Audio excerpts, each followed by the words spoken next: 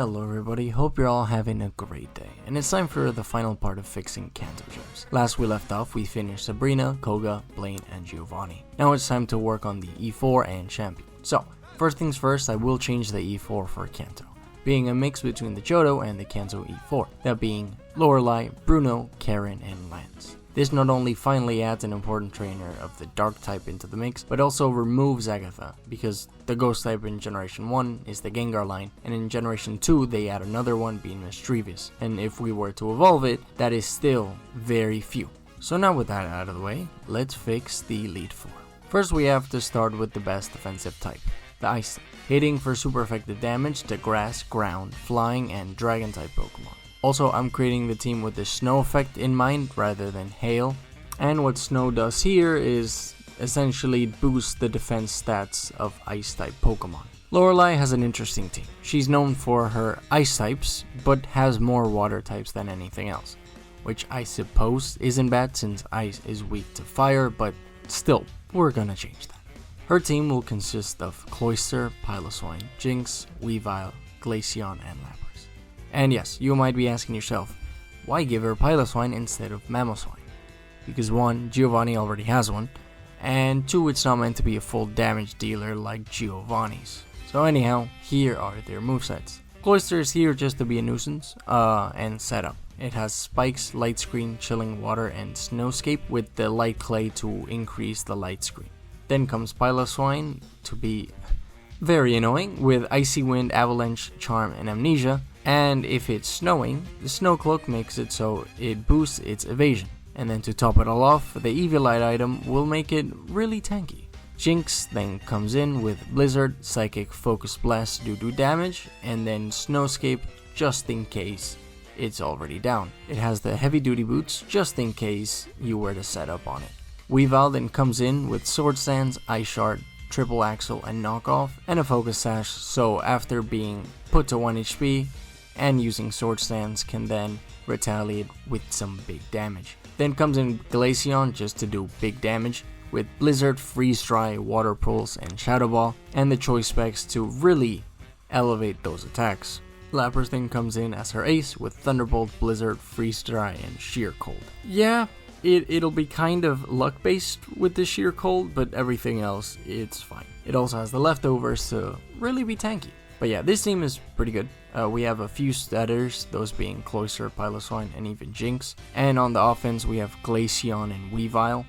Lapras is both offensive and defensive, but if it gets lucky with some sheer colds, could be very annoying. Alrighty, now it's time for the fighting type expert, Bruno. This guy's a bit of a joke. Rolling up with 2 Onix at late game is laughable, but we are here to fix that. His team is composed of the Hitmons, Poliwrath, Heracross, and Machamp. Now I will say, this team is pretty scary, but it's still beatable. And here are their movesets. Hitmon top, Fake Out, Mach Punch, Rapid Spin, and Thief, with the Technician to really boost the damage of his moves, and the Assault Vest to make him just a little tankier. Hitmonlee has High Jump Kick, Poison Jab, Throat Chop, and Sword Stance, with the Grassy Seed to get the grassy terrain up, which then uses his Unburden ability to increase his speed. So yeah, there's a bit of a setup here. Then comes Hitmonchan with Bullet Punch, Knockoff, Ice Punch, and Drain Punch. Iron Fist, of course, to boot those punch moves, and then Salac Berry just to do some good old speed increase. Poliwrath then comes in with Substitute, Drain Punch, Liquidation, and Knockoff, and the leftovers just to have some healing options when Substitute goes up. Heracross then has Close Combat, Mega Horn, Facade, Stone Edge, and Guts with the Flame Orb. This guy is gonna repeat himself just as a heads up. Machamp then as the ace to just do some insane damage with Bullet Punch, Cross Jump, Thunder Punch, and Poison Jab, and the Life Orb to be able to just absolutely destroy you. So yeah, pretty scary, but it's the second E4 member. The title must mean something, right?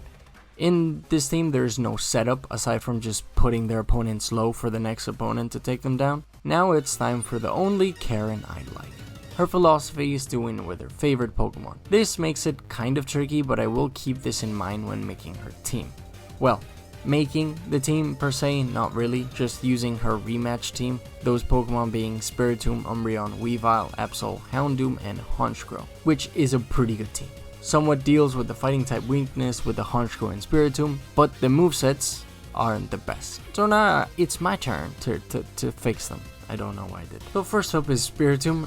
It has Trick Room because half her team is slow, which makes it so slow Pokemon go first. Then comes Nasty Plot just to boost itself with the Dark Pulse and Psyshock to do some big damage. Then comes Umbreon with Foul Play, Wish, Protect, and Toxic. The Synchronize just in case you were to burn it or something. And the leftovers that gain even more healing. Yeah, Umbreon is just annoying. Weavile then comes in with Ice Shard, Triple Axle, Knockoff, and Low Kick with the Choice Band. Absol then has Psycho Cut, Night Slash, Play Rough, and Sword Stance with the Super Luck and the Scope Lens, so get ready for that. Then comes Honchkrow with Acrobatics, Night Slash, Confuse Ray, Thunder Wave, and Moxie. And then last but not least, of course, her Houndoom, Nasty Plot, Dark Pulse, Fire Blast, and Sludge Bomb, just for overall good coverage, and then the Life Orb to increase that damage. Honestly, it's quite a fun team. Even her Weavile is different from Lorelei's. This one is more focused on going on the offense from the get-go, rather than setting up to take her opponent down. Wanted to add another gimmick, so I gave the Spiritomb Trick Room. Half her team is on the slower side, as I said before, so it works. My favorite one is Absol, because he should be able to almost always crit with Psycho Cut and Night Slash, which it's real fun if you try to set up on her defensively at least. Now it's time for the final E4 member, Lance. This guy is certainly interesting and might make me break the rule that only allows Pokemon from Johto, Kanto, and Sinnoh plus their Evos. Overall, Lance has some decent team compositions throughout his long career as Gen 1's champion, but we have a few issues. In Generation 1 through 2, there are a total of 4 Dragon-type Pokemon, 3 of which are one evolutionary line, so in order to make a Dragon team, while a bit of a cop-out, I will be using Pokemon from the Dragon Egg group. This way I don't break my own rules. So from what I understand, Lance is the Dragon Master of the Skies, which explains the difference between his and Claire's team. But now we've come to another problem. Only Charizard, Gyarados, and Dragonite make sense for his team, at least with the Egg group. While I personally like Arbok, I don't think it makes sense to add him here. Same goes for the Seadra, but at least this covers half of his team. Next 3 will then feel Dragon-like, or Pokemon he's used before. His Aerodactyl is a must for his team. Now onto Pokemon that have that Dragon feel. Now what do I categorize as Dragon feel? Well, these are powerful and ancestral beings that their power and themselves are often mystified by the people. So with that in mind, flying boys that give that vibe is what we're looking for. The cheap answer is to give him the legendary birds. They definitely fill the dragon vibe that I talked about and round out his team to also be quite formidable. But in the case that you want a team that doesn't have to do with legendaries and still achieves this goal of the dragon feel, in order to do so, we'll have to break my rules by giving him some Pokemon from Generation 3. And you might be asking, what about Garchomp? And so that I say that it just doesn't fit him thematically at all. He's first of all, a ground type Pokemon, and while he has been seen flying in the anime and the games in Scarlet and Violet, I don't think it makes sense. Also, Garchomp is just too close to Cynthia. The remaining Pokemon that I'll be giving him are Flygon and Hydreigon. Hydreigon did come out of the left field, if I'm being honest with you, but it unironically fits him. Flygon is a flying dragon boy because he levitates, and Hydreigon, he's a cool looking dragon that levitates as well. So with the team created, it's time to show it to you. Gyarados is interesting. It has Crunch, Earthquake, Icy Wind, Thunder Wave, and the Wakan Berry, and of course Intimidate. It's not really here to act as a sweeper, it's just mainly here to annoy you. Then comes Flygon with Breaking Swipes, Earthquake, Rock Slide, U-Turn, and the Choice Band to really do some big damage.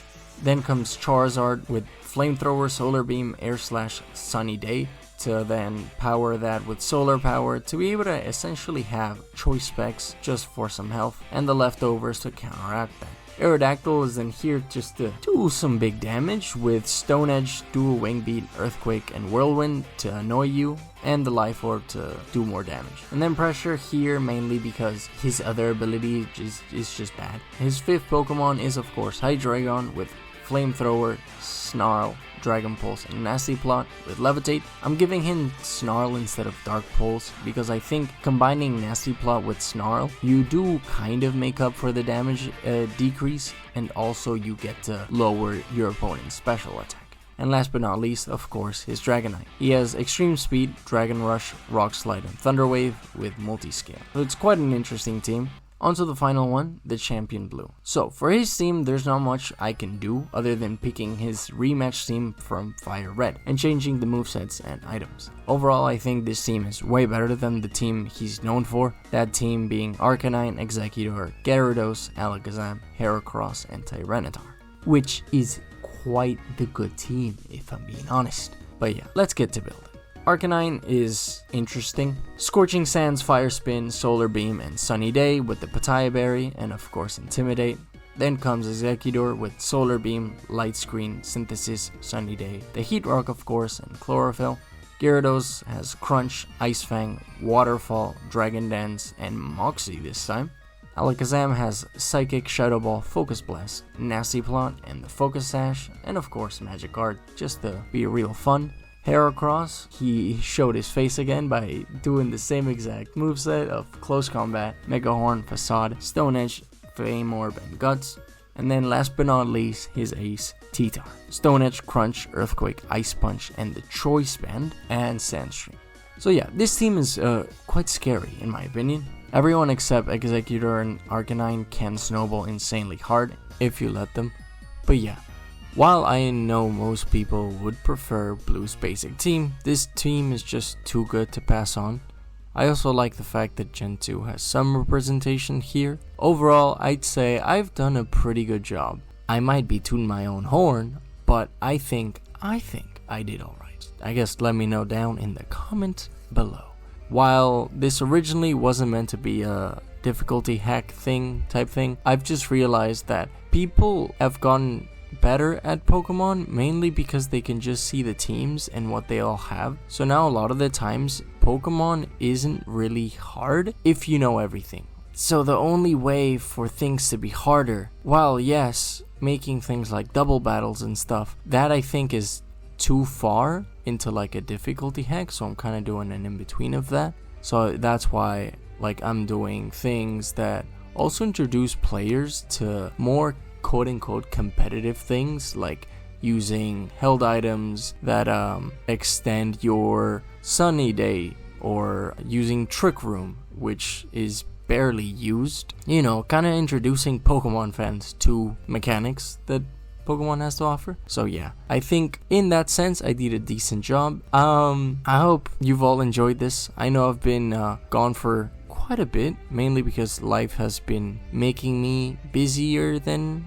I normally would. Yeah, I finally set a healthy routine for myself, so hopefully everything will be good from now on. I hope you all enjoyed this. While making this, I also got a few video ideas which I think will be interesting, so good videos coming up. Also, let me know what you think of the new thumbnail, because I'm trying new things out, so I'd like some feedback, would be nice. But yeah, again, thank you so much for watching. You matter, and I'll catch you later.